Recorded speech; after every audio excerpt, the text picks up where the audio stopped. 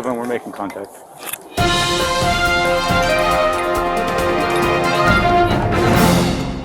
the knife down. Put the knife down. Where did you put? Okay. Put it down. Yeah. Okay. All right. Do me a favor. Yeah. Turn him out. Hey man, do me a favor. Go inside. Move away. Hey, sir. Hey. Don't move. Don't move. He put the knife in his pocket. Knife. Hi everybody, welcome back for another video. Today's video we have another guy, another knife, and we have cops who are trying to get the guy to come to them and let them talk to him, get more information. Maybe they need to take him in. The guy has a knife he shouldn't have. In this case, they will exhaust less lethal option after less lethal option after less lethal option, and I think it just goes to emphasize that these less lethals are going to be not necessarily going to immediately resolve a particular situation. The guy has the knife. He's sort of nonchalantly holding the knife.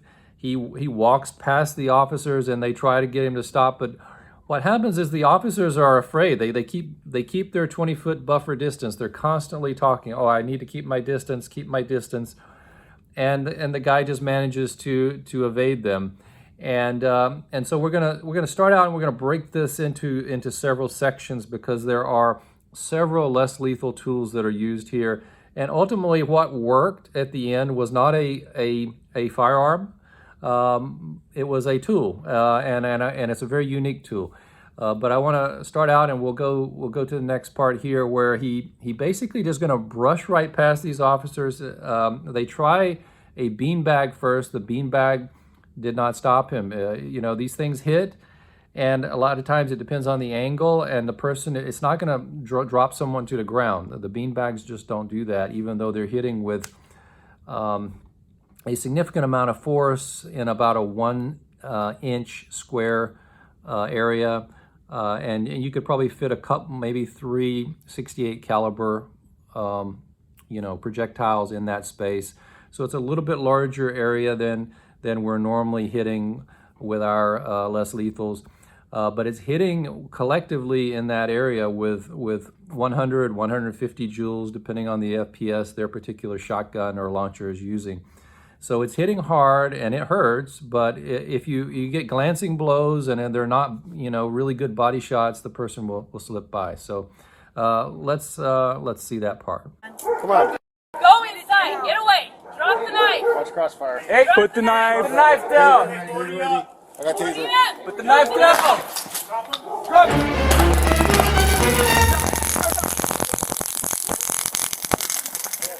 Okay, so there you saw it.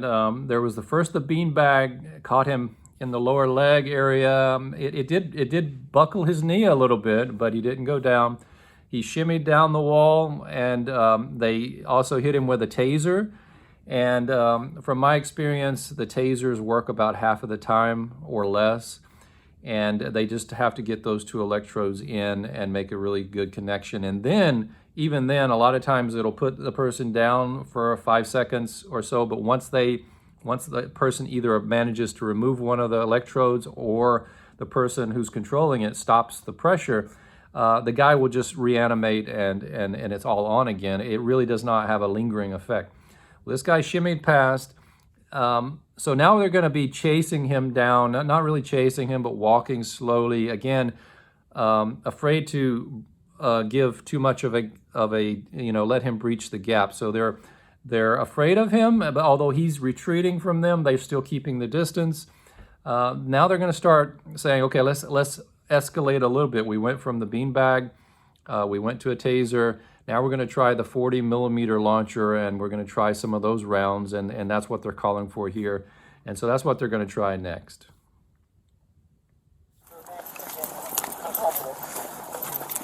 Do we have another shot? Hey, stop! Stop. Hey, hit him. Wait. Traffic. Drop the knife, bro. Stop.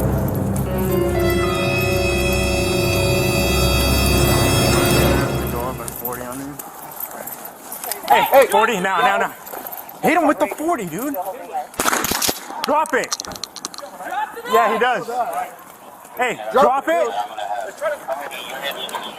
Drop it. Try to get cover over here, guys. We're Focus doing. on some cover, man. Hey, create distance. Yeah. Just Create distance. We're good. We're good. We got it. Hey, back up. We got it. If you can get Hey, Villalobos, hit him with the taser, bro. If you get close enough. Drop it. drop the knife, dude. Drop it. Drop it.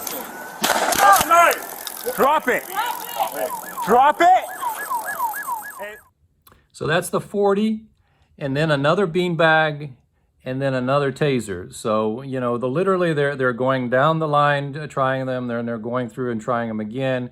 And the guy just, he's like Mr. Magoo. He's wandering around. He's not really aggressive. He's not running. He's got his little knife. It's really not a super long knife, but it's dangerous. But the officers in this particular case are keeping their distance, and they don't want to shoot him with a firearm. So I think they're doing a great job. They're just being patient. And so this guy, they get him wandering down, and I don't know if you noticed, but there's a police cruiser not too far away from the guy. So watch really carefully what happens here. I think this was a really smart move that the police did, and it ultimately ended up resolving the situation. So let's see the conclusion here. You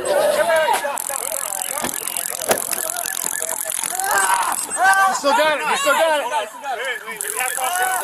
Drop the knife.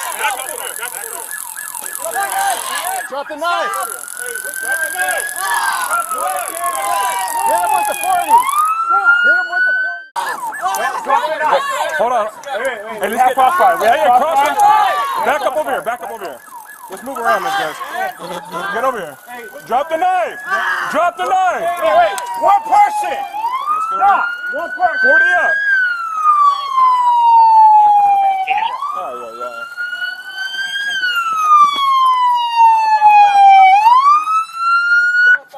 You got the knife? I got cover. It's right here.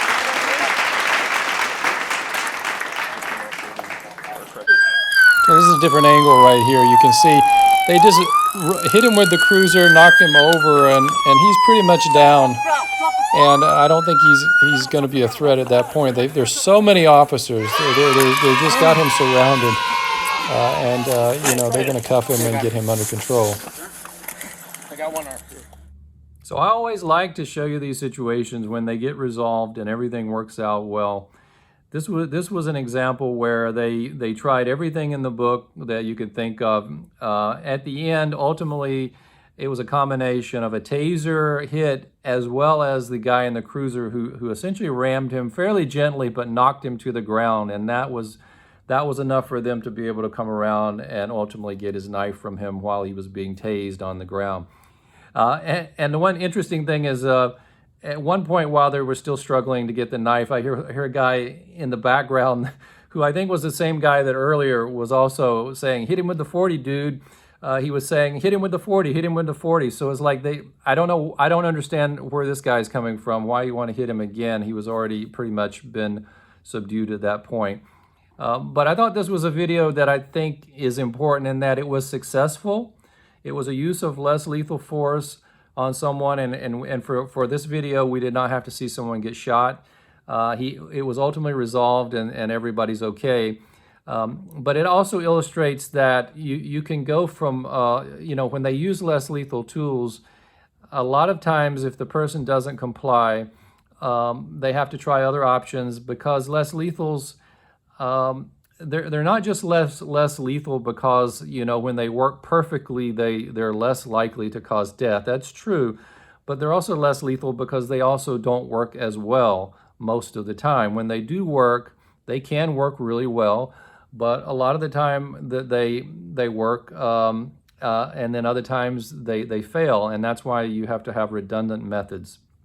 A lot of self-defense is not just relying on a single weapon. You need some redundancy. You need backup in some way, shape, or form. In this particular case, they were using tasers, beanbag rounds, 40 millimeter launchers, as well as you know, the police cruiser. ultimately they got the job done, and everything worked out well in the end. So that's the take-home message on this one. And it's always good when we see examples of how less lethals can be used, and I'm happy to see a good resolution on this one. So that's all I got to say about this one. Everybody be safe, take care. We'll see you in the next one.